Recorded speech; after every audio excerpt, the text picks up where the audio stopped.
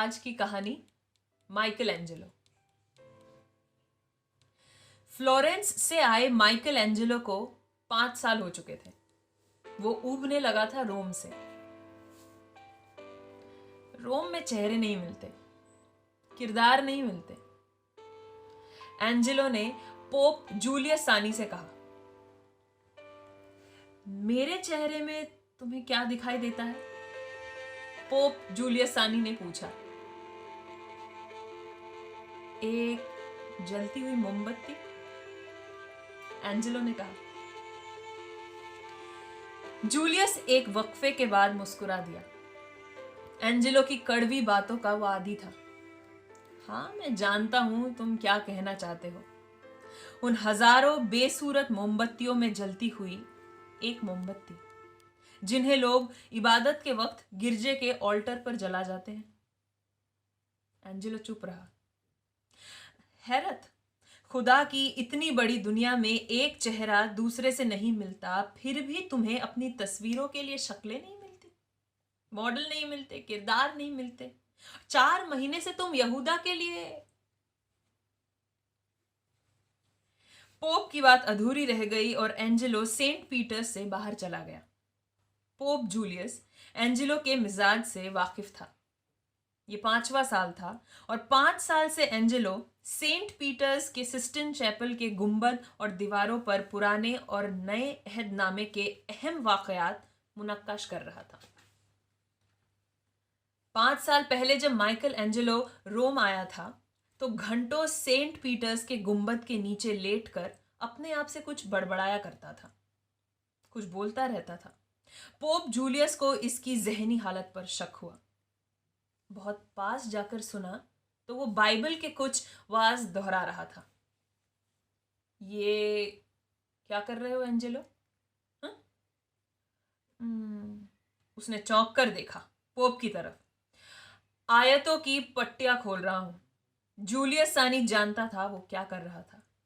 उन ईंट गारे चूने से बनी हुई दीवारों में वो चेहरे ढूंढ रहा था। यीशु का चेहरा, मरियम का चेहरा, पीटर्स, यूहन्ना और यहूदा का चेहरा। वो लोग जिनके हाड़ मांस के पांव तो नजर आते थे, लेकिन चेहरे बाइबल की आयतों में लिपटे हुए थे। जिब्राइल की सूरत के कई खाके उसने कागजों पर बनाए थे। जूलियस ने पूछा था, जिब्राइल का खाका कैसे बनाया तुमने? वो तो इस दुनिया में नहीं है। उसकी आवाज सुनी थी पुराने अहदनामे में।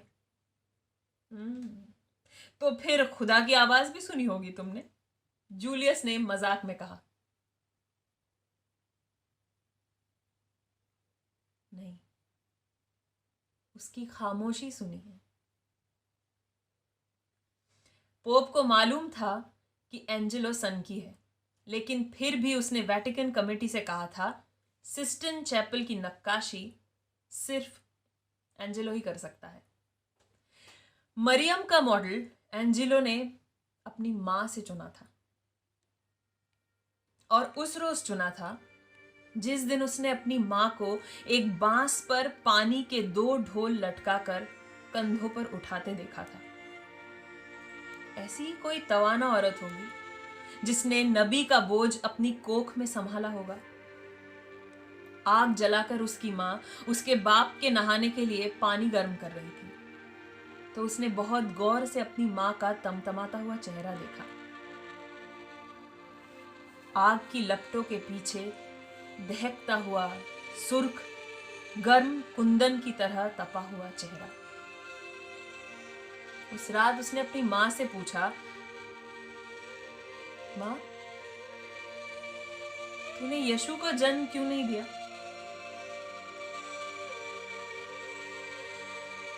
उसकी मां ने कहा, इसलिए कि तेरा बाप मिल गया। और देख, शराब पी के कैसे धुत पड़ा है। जा, संभाल उसे।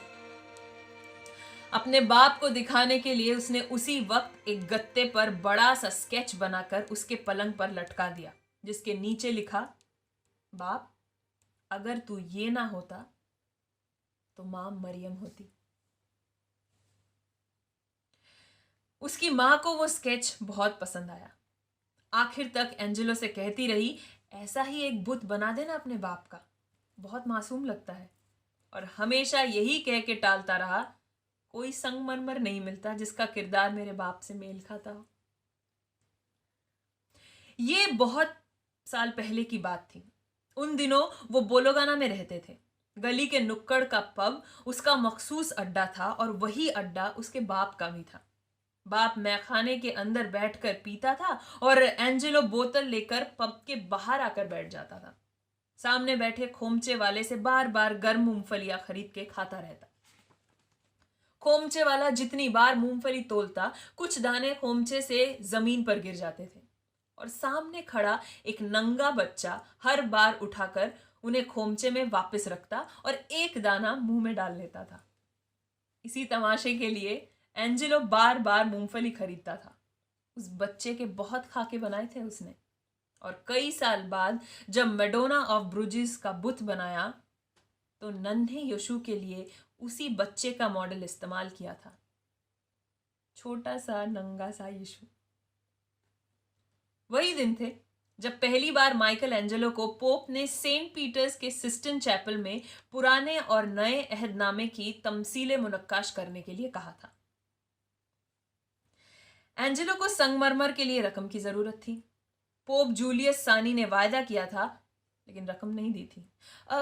तुम्हें पत्थर से क्यों इतना लगाव है, रंगों से क्यों नहीं है? तो एंजेलो ने कहा, रंग दूसरों से मिलके अपना रंग छोड़ देते हैं, बदल जाते हैं। संगमरमर ऐसा नहीं करते।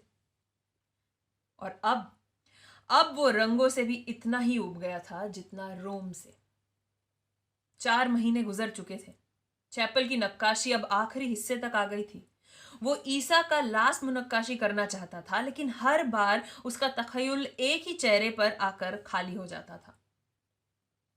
यहूदा, ईसा का 13वां शागिर्द, जिसने सोने के 30 टुकड़ों के लिए अपने पीरो मुर्शिद को रोमियो के हवाले कर दिया, सलीब पर चढ़वा दिया।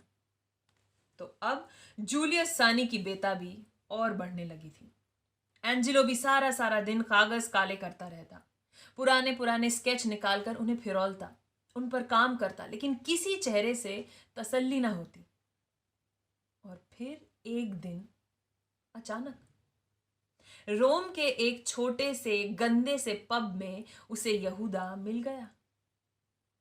जरूरत से ज्यादा चमकदार आंखें, फुर्तीला सा, बार बार इधर उधर थूकता सा, उम्र से पहले ही पेशानी चौड़ी हो गई थी। बोलता था तो अल्फाज इतनी तेजी से निकलते थे जैसे जेब फटने पर सारे सिक्के गिर पड़े। 1 दीनार की रेजगारी लेने आया था एंजेलो के पास और उसकी बोतल का हिस्सेदार बन बैठा। एंजेलो जब बाहर निकल रहा था तो वो किसी और से दिनार की रेजगारी मांग रहा था। एंजेलो उसे अपने साथ चैपल में ले आया सौदा तय करने के लिए और उसे बताया कि वो क्या कर रहा है। उसे चादरें उठा उठा के सारी दीवारें और छत दिखाई। वो हैरत ज़दा सब कुछ देखता रहा। फिर उसने कुछ रकम पेशगी चाही। एंजेलो ने वो भी दे दी। वो कुछ रोज बकायदा आता रहता। एक रोज एंजेलो के पुराने स्केच फिरौलते हुए उसने बोलोगाना के बच्चे के बारे में पूछा। ये बच्चा कौन है? एंजेलो ने कहा, बोलोगाना में रहता था, बहुत साल पहले की बात है। इसे नन्हे यशु के सूरत दी थी मैंने।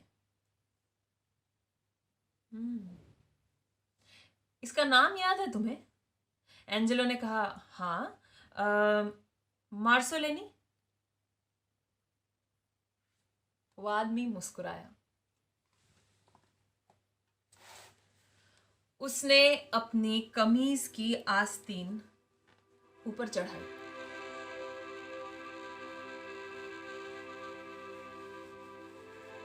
और अपना हाथ दिखाया।